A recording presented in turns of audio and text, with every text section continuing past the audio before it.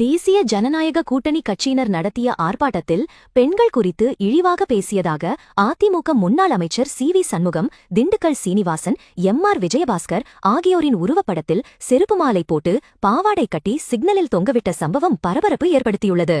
கடந்த 17ஆம் தேதி தமிழகத்தில் சட்ட ஒழுங்கு சீர்கெட்டு இருப்பதாகவும் பெண்களுக்கு எதிரான குற்றங்கள் அதிகரித்து உள்ளதாகவும் கூறி தமிழகம் முழுவதும் தேசிய ஜனநாயக கூட்டணி கட்சி சார்பில் ஆர்ப்பாட்டம் நடைபெற்றது. இந்த ஆர்ப்பாட்டத்தில் கலந்து கொண்ட முன்னாள் அமைச்சர்கள் சி.வி. சண்முகம், திண்டுக்கல் சீனிவாசன், எம்.ஆர். விஜயபாஸ்கர் உள்ளிட்ட அதிமுக முன்னாள் அமைச்சர்கள் பெண்களை இழிவுபடுத்தும் வகையில் பேசியதாக கூறப்படுகிறது.